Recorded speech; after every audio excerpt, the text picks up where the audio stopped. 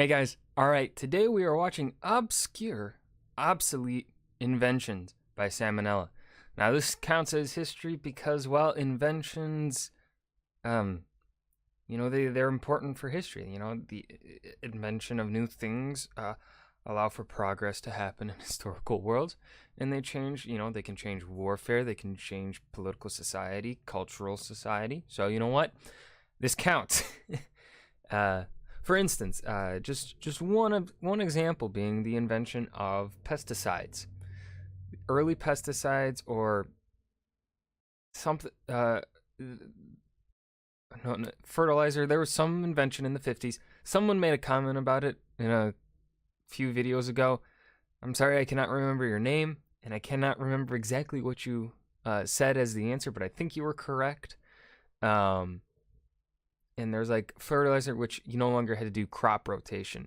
Now, no longer having to do crop rotation, and where you're able to feed in the earth proper nutrients while still farming is a huge invention, which allowed for far more food to be grown at a far greater capacity than ever before, which is now we are living in the world post that invention. And now, like, less than 2% of the world population has to be farmers because of it, which is insane to think. It used to be like 80%, like just a few hundred years ago, like 80% of the world's population had to be farmers in order to just have a living, just to live. And now less than 2% of the world's population can farm, and we live in sustenance. That's mind-boggling. Anyways, let's go ahead and see if we can add historical context about these inventions. I think it should be fun, a little fun thought exercise to see what these inventions could do or what they did. Alright, after months upon months of unrelenting pressure by you psychopaths pretending to be my characters on Twitter, I finally got a merch store. Let this be a lesson, kids. With enough harassment, you can achieve anything. Anyway, go check it out, or don't, whatever. God damn it.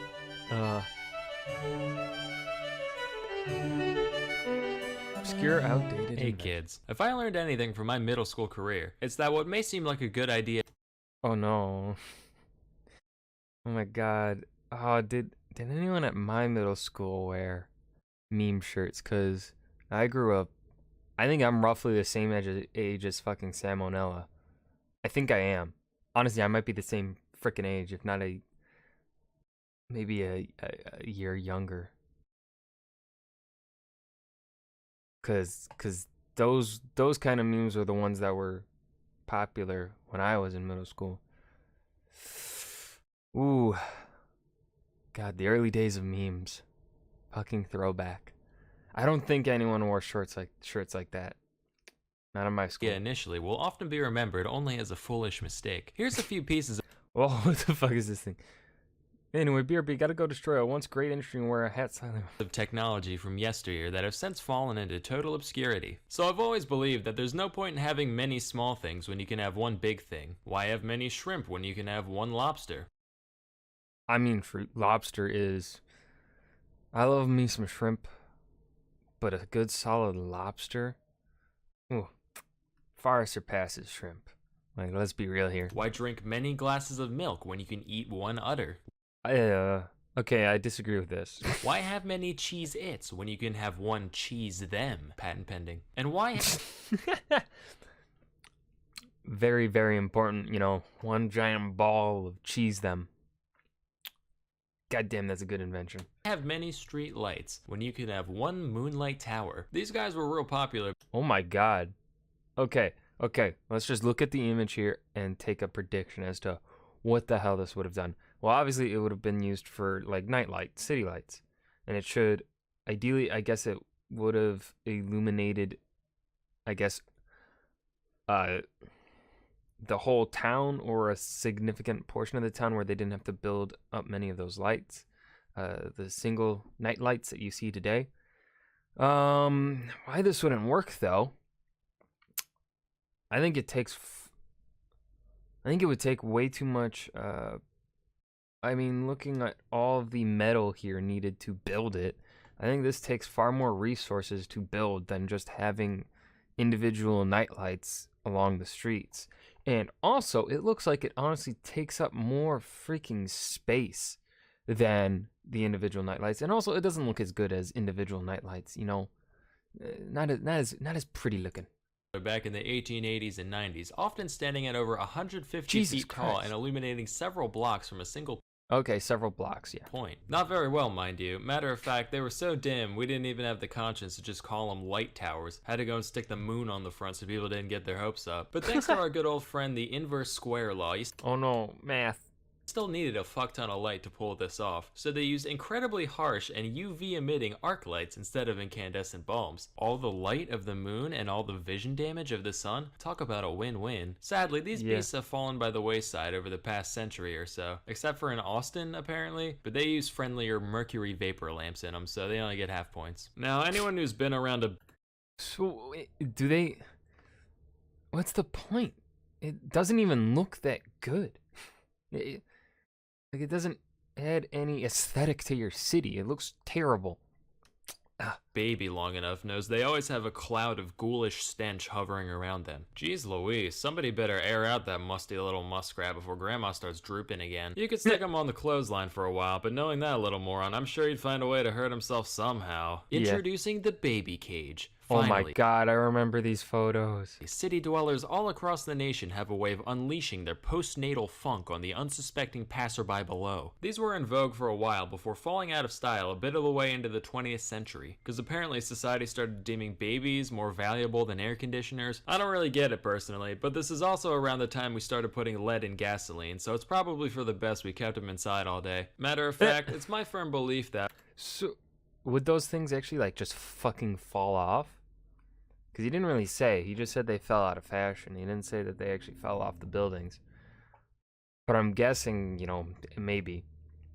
But also in the early 1900s, you know, it'd be the air quality in cities where those babies would be living not that good. So they would, honestly, I could see a high mortality rate involved with those inventions. Without kids growing up breathing lead, there's no way pet rocks would have taken off in the 70s. Wow, alienating baby boomers. He's so brave and controversial. Now, in the days between the... Oh, baby boomers don't even watch YouTube. Actually, that's false. I see my statistics. I know there's a few percentage of you that are baby boomers, and hello. Great War and the not as great but still pretty alright war, people were trying to find efficient means I don't know of if it was detecting pretty an alright incoming... though. I wouldn't call it alright. You know, kind of nearly 100 million people. You know, like 70 plus million people kind of died.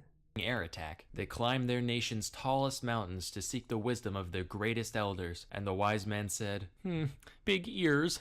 So that's what they did. These giant discs were known as acoustic mirrors, and were designed to focus incoming sound over a 5-meter diameter into a single point. They were reasonably effective as listening devices. A few of them in Britain were able to pick up the sound of a plane from all the way across the English Channel. Of course, radar came along soon after, rendering these things completely useless beyond looking brutalist as hell. For real, instant album cover material right here. Let's go back to the acoustic ears. You know what? It's not too bad of an invention. However, the issue though is like you'll need someone nearby though, right? Yeah, no, I don't think those. Cool concept, but maybe. Yeah, no, radar completely demolishes it, and you need someone constantly nearby. It's a fair. I can't hate it like I was hating the giant Moonlight thing, because this has a pretty, you know, if you don't have radar, it works for what it's supposed to do, right? So can't hate on it. Completely useless Does beyond its looking job. brutalist as hell. For real, instant album cover material right here. One of the Pep Boys is pulling a Spanish Inquisition on this poor wayward harlot. Just kidding. Despite the fact that this looks so very, very much like a state-of-the-art instrument of torture, it's actually just a beauty micrometer. Think those shoe size measure things at Foot Locker, only instead of one primitive measurement, it records the entire topology. Holy shit. of your face and skull at once. With this data, a trained cosmetologist would be able to pinpoint exactly what features of your head should be enhanced and reduced with makeup in order to achieve a maximum calculated attractiveness after you've paid for their services. Clearly this device must have been effective. After all, beauty is entirely objective. What, eye of the beholder? Check the name tag, buddy. Apparently though, women didn't like being strapped into a birdcage and having their every minute flaw meticulously laid out in front of them, so this thing never really took off in the end. Next we have I feel like though that could be a really useful thing for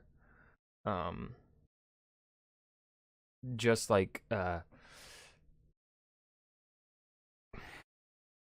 could be very useful for artistic reasons, for sculpting. I think specifically would be really useful with that, to get those exact measurements with that one machine, because you don't have to spend time like swapping out like different measurements, writing them down, while you can just plop the thing on their head, bam, get the separate measurements, bam, you're done, they're done, boom, go your separate raise, bam, you've got your measurements to make your sculpture or something like that. I don't know, I'm not artistic.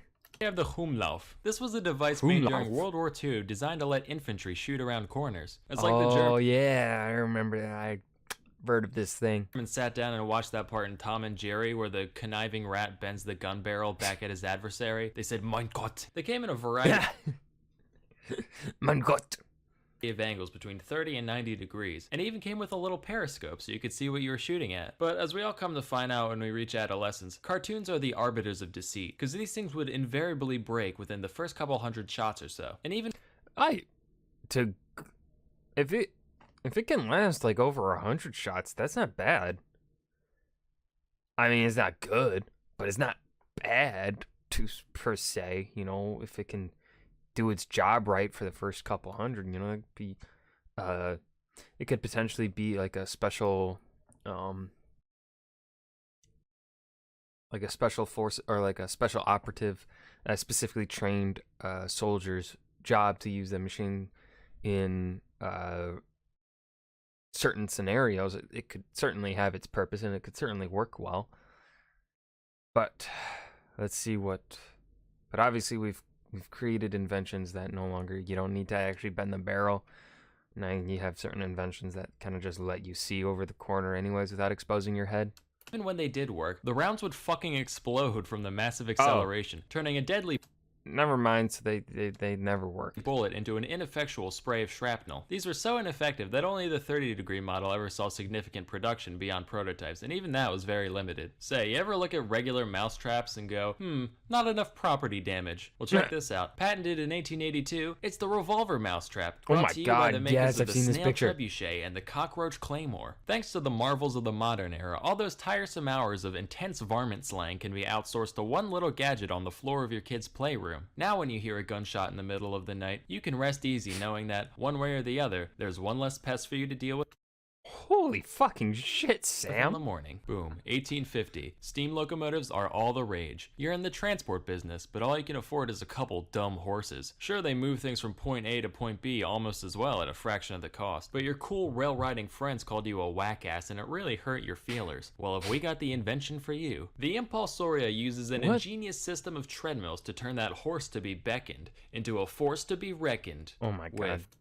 Get your puns out of here, Sam. Get your puns out of here. Sure, it's expensive as hell to make and limits your services entirely to railroads, but just look at it. Instant pussymobile. Slap some rims and a spoiler on that, you're laughing. This machine is recorded at having a maximum output of 2 to 4 horsepower, which sounds about right, and it didn't see much use outside a couple exhibitions. Now, if there's one hobby that people in the past enjoyed, it's smoking. Whoo boy did they Oh my like God, smoking. yeah. And with every great wholesome activity comes a million How they all just didn't die of cancer astounds me. novelty items to go along with it. Everyone's seen the long cigarette, but how about the really long Oh cigarette? my God. Want to smoke in the rain? Here you go. Going snorkeling? Hey, you know what's more important than oxygen? Nicotine. But hey, Yeah. want to know the only thing better than a cigarette? 2 cigarettes. You know what? Fuck it. Have the whole pack. Oh my God, the amount of fucking nicotine. Ew. Ew. You earned it. Of course, if you're trying to cut back, you can always share it with a friend. Yeah. Aw, how heartburning. But you know what's even more fun than addiction? High-quality documentaries. That's what Oh, yo, ho. That was smooth, Sam. Another smooth transition into your sponsorships. Very clever. Very clever. Huh. I mean, I watch Peaky Blinders. So I've seen the long cigarette, you know. But damn. I didn't think about the one that was like the long pipe and then it had like the whole fucking pack of cigarettes in it. That's disgusting. Ew, that's just gross. Yeah, these, I don't know, some of these inventions certainly have their purpose if they, you know, worked as they, you know, should. But, oh man, tired. If they worked as they should, you know, they're not bad. But most of these were just bad. So, yeah, I hope you guys enjoyed. Remember to leave a suggestion. Remember to leave a suggestion down below for what you want to see me react to next, and I'll see you guys in the next video. Thank you.